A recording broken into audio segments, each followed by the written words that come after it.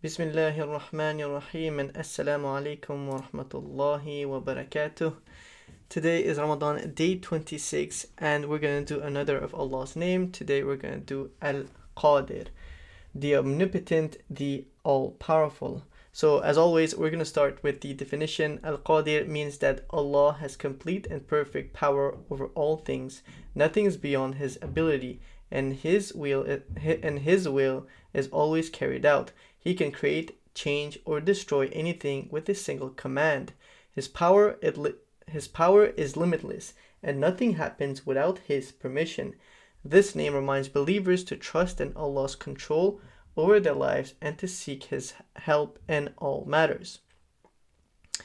That is Allah subhanahu wa ta'ala, as we know, the most powerful. He can do whatever He wants. We are His creation, along with everything that we see, everything in front of me, this computer, this microphone, even though it is the human hand that made these objects. At the end of the day, everything is attributed to Allah subhanahu wa ta'ala. So Allah subhanahu wa ta'ala is the creator of everything, living or non-living things.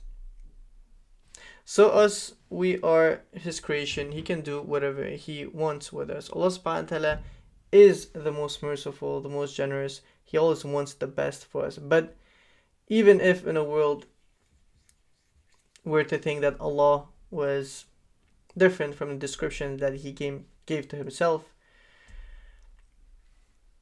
then that would still be His entire right, because He is the creator of all of us. He is the most powerful, the one with the most authority. He can do whatever He wants. But Allah subhanahu wa ta'ala, the most merciful God, the only one true God, has prescribed Himself as the most merciful. So Allah subhanahu wa ta'ala, there is nothing that Allah subhanahu wa ta'ala cannot do. Allah subhanahu wa ta'ala can do whatever He wants. He could create a new creation. He can destroy creation. He can do whatever He wants. Some of the examples that He uses in the Quran is one of some of the villages and some of the societies that would deny the message, and Allah subhanahu wa ta'ala would completely wipe them from the earth. That is Allah. Allah can do whatever He wants. He can destroy a nation and then replace them with a better nation.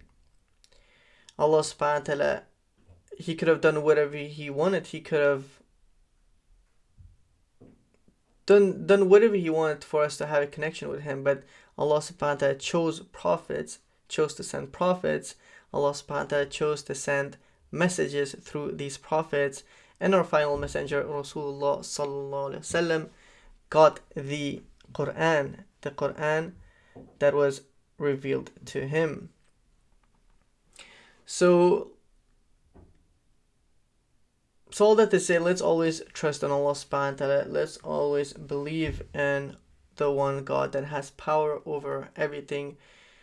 Not your boss, not your parents, not the president of your country can do what they like, essentially. It's all through the power of Allah subhanahu wa ta'ala. If Allah wanted, He could remove your boss and replace him with someone better.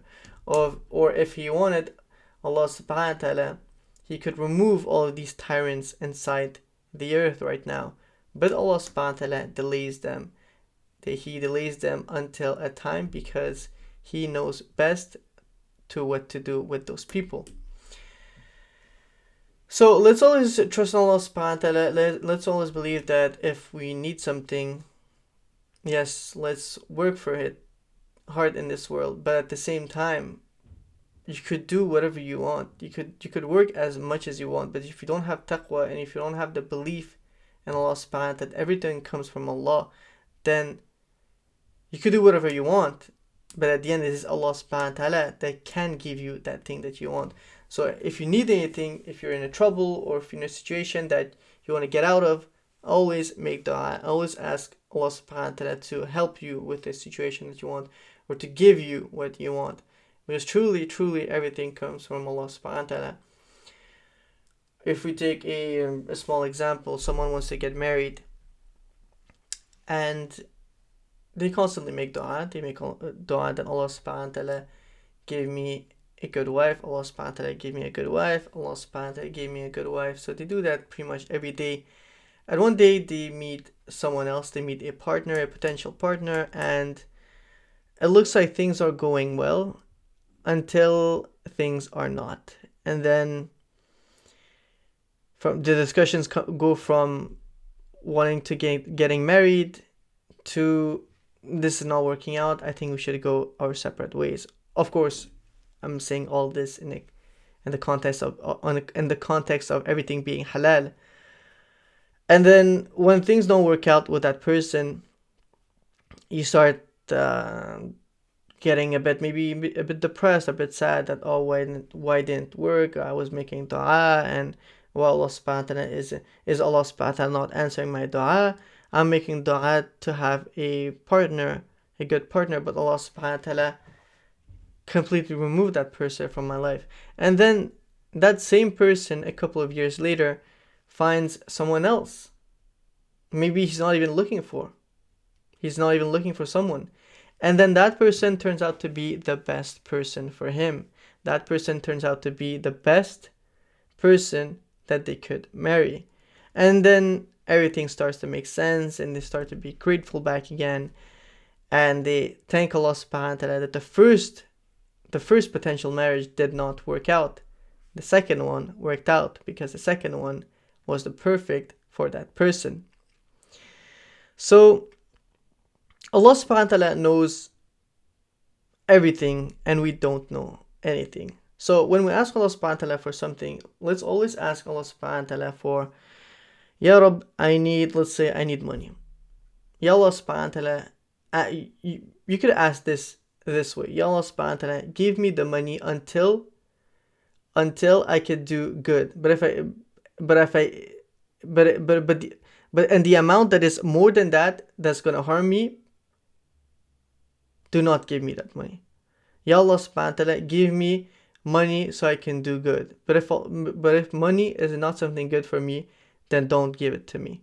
Always rely on Allah subhanahu wa ta'ala, knowing that Allah knows best for you. Ya Allah, I'm trying to get married with this person. If you think that this is a good decision, help me with the entire process and make it go through. If not, then you know best, and help me to end everything peacefully. That is taking you out of the equation and putting all the results and all the decision making to Allah subhanahu wa ta'ala. Because at the end, that is what you want. But that is you want to rely on the most powerful, the one that has power over everything. He knows everything and he wants the best for you. So you want to rely on Allah subhanahu wa ta'ala like this. I think this is in a hadith.